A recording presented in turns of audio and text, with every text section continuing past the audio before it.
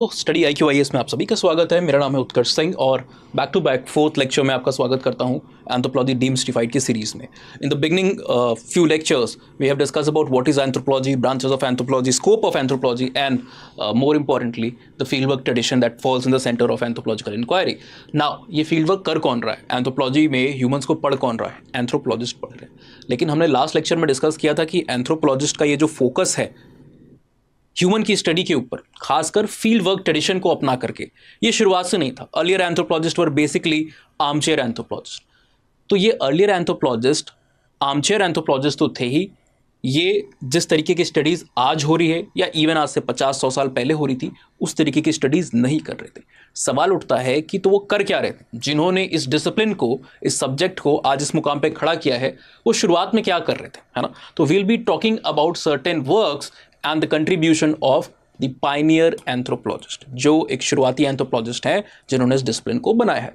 अब एंथ्रोपोलॉजिस्ट है, शॉर्ट में हमने एंजिस्ट लिखा है एंथ्रोपोलॉजिस्ट के लिए, ठीक है? एंथ्रोपोलॉजिस्ट है तो मोर और लेस पढ़ किसको रहा है? ह्यूमन से रिलेटेड किसी सब्जेक्ट को पढ़ रहा है ना? Anthropology is precisely the study of man. You can study man socially, politically, economically, historically, archaeologically, linguistically, biologically, and हर एक सब्जेक्ट बेसिकली इंसान के किसी न किसी एस्पेक्ट को पढ़ रहा है। तो पढ़ तो हमेशा से हम इंसान को रहते हैं, पर मेजर जो फोकस हमारा था वो ह्यूमन वेरिएशन के ऊपर था।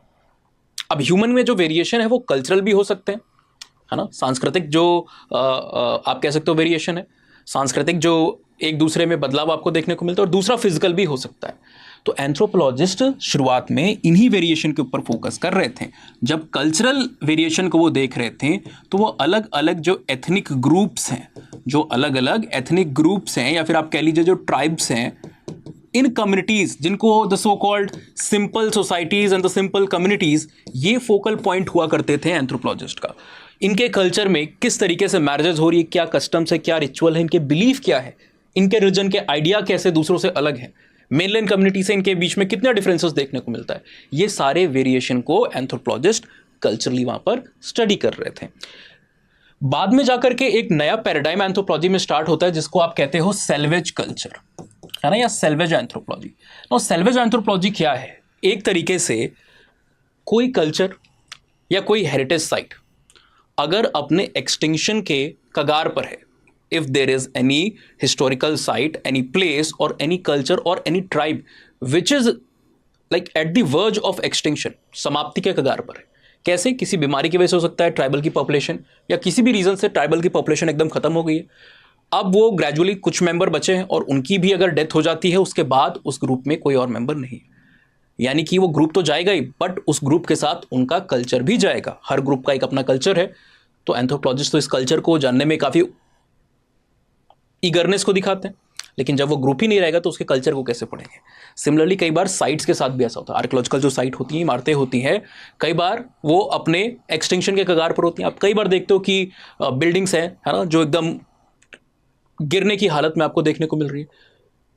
तो ऐसी चीज़ों को जो आर्कियोलॉजिकल, हिस्टोरिकल हेरिटेज साइट है, या फिर ऐसे ग्रुप जो कि एक्सटिंक्शन के कगार पर हैं, इनको उनके डिसअपीयरेंस से पहले पढ़ने की, जानने की, इनके बारे में इंफॉर्मेशन को कलेक्ट करने का काम सैल्वेज कल्चर के अंदर में होता था। अब शुरुआत में इसको इस नाम से नहीं जाना जाता था, बट प्रिसाइसली एंथ्रोपोलॉजिस्ट का फोकस इन चीज़ों के ऊपर हुआ करता था। जो मिशनरी वर्कर्स होते थे, जो अलग अलग देशों में अलग अलग ग्रुप्स के बीच में जा करके धर्म का प्रचार कर रहे होते थे, अपने इंटरेस्ट को दूसरे के पास वहाँ पर भेज रहे होते थे, वो भी कई बार इस तरीके के डाटा को, एथनिक डाटा को कलेक्ट करने में काफ़ी ज़्यादा ईगरनेस को, विलिंगनेस को दिखा रहे होते थे। दूसरा क्या है यहाँ पर? फिजिकल डायमेंशन के ऊपर जो फोकस है स्कॉलर्स का। तो फिजिकल वेरिएशन के अंदर में आप क्या देखते हो? अलग अलग जो रेसेस हैं, और कभी कभी हमसे एग्जामिनेशन में इन दोनों टर्म्स के बारे में भी पूछता है, रेस और एथनिक ग्रुप या एथनिसिटी, दोनों बेसिकली एक तरीके से सोशल कंस्ट्रक्शन है, but certain scholars do basically differentiate them कि एथनिक ग्रुप या ethnicity basically socio cultural construction है, जबकि रेस को आप प्रिसाइसली एक बायोलॉजिकल बेसिस के रूप में भी देख सकते हो। ह्यूमन के बीच में जो फिजिकल डिफरेंसेस हैं, किसी के सर किसी तरीके के हैं, किसी के सर किसी और तरीके के हैं, नाक जो आपकी है, नोज जो है ना, अलग अलग तरीके की है।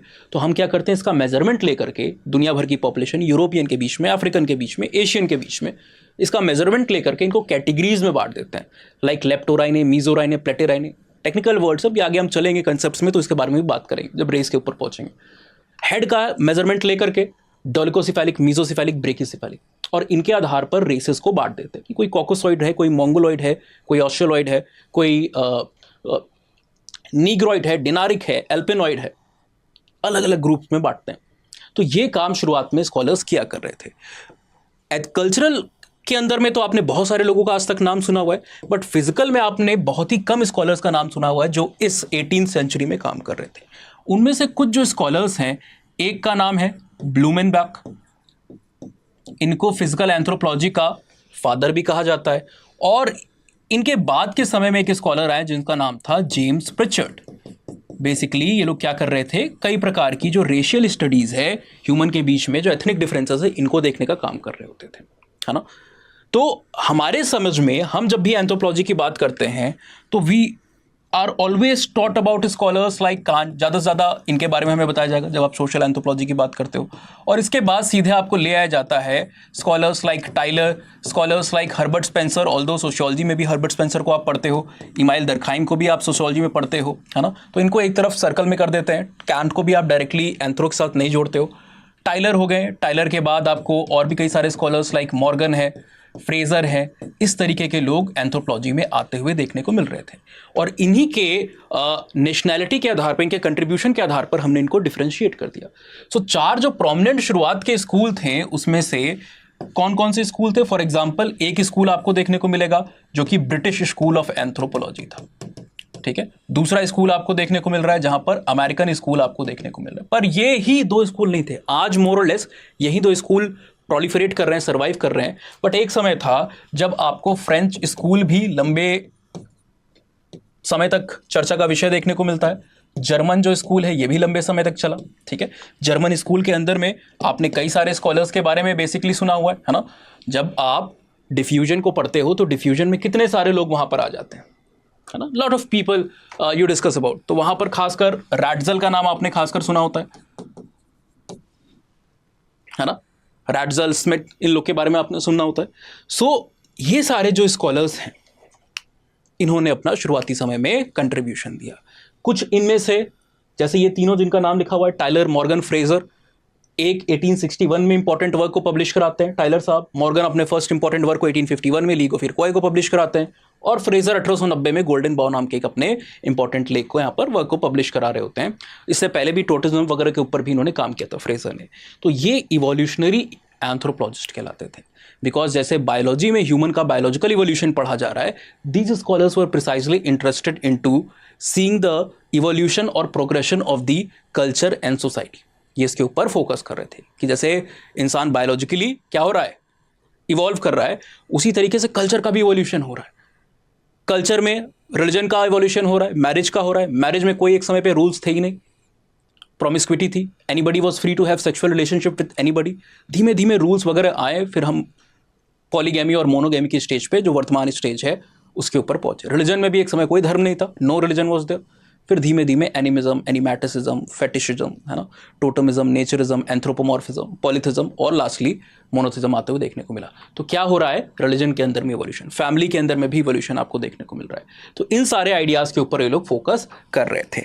Gradually certain other scholars came up जिन्होंने कहा कि कल्चर का प्रोग्रेशन से ज़्यादा इंपॉर्टेंट होगा हम कल्चर के ट्रांसमिशन को देखें, बिकॉज कल्चर को अलग अलग जगह इंडिपेंडेंटली ओरिजिनेट करने से, डेवलप करने से आसान होता है कि हम कल्चर को, अगर किसी और ने पहले बना दिया है कल्चर की किसी एक चीज़ को, इन्वेंट किया है, डिस्कवर किया है, तो हम उसको मिमिक करें, कॉपी करें, इमिटेट करें। इन स्कॉलर्स के ग्रुप को हम डिफ्यूजनिस्ट कहने लगे। और ये बेसिकली आपको अर्ली 20th सेंचुरी से, ऑल्दो कुछ हैं जो कि लेट 19th सेंचुरी में भी एग्जिस्ट करते थे, बट मोस्टली 20th सेंचुरी का जो बिगिनिंग है वहाँ पर ये स्कॉलर्स आए। तो हर एक स्कॉलर ने एंथ्रोपोलॉजी में कुछ अपना एक कंट्रीब्यूशन यहाँ पर दिया हुआ है, बट बेसिक जो शुरुआत थी वो इन तरीके के स्कॉलर्स से हुई थी, जिन्होंने कल्चर के वेरिएशन के ऊपर और जो फिजिकल वेरिएशन है ह्यूमन के, इसको यहाँ पर हाईलाइट किया था। एंथ्रोपोलॉजी में जब हम थ्योरीज को पढ़ते हैं और भी अलग अलग सेक्शंस में, हम डिटेल में इन स्कॉलर्स के बारे में पढ़ते हैं। आज ही मेरे पास एक स्टूडेंट का क्वेश्चन आया कि सर इतने सारे एंथ्रोपोलॉजिस्ट है, क्या याद करना ज़रूरी है? देखिए, जब आप एंथ्रोपोलॉजिस्ट और उनके वर्क को कोट करते हो, बताते हो, उनका नाम लेते हो, तो आपके आंसर को एक वैलिडिटी मिलती है, आर्गुमेंट को आप सब्सटैंशिएट कर पाते हो, है ना। तो बहुत बड़ा डिफरेंस तो नहीं आता है, पर एक तार्किकता जो है उसकी, जो आप कह सकते हो वैलिडिटी जो है, है ना, वो वहाँ पर काफ़ी बढ़ जाती है। तो हो सकता है आपको नंबर थोड़े बेहतर मिले, एग्जामिनर के सामने भी साइकोलॉजिकली जो इंप्रेशन आपका पड़ रहा होगा वो एक अच्छा इंप्रेशन पड़ेगा।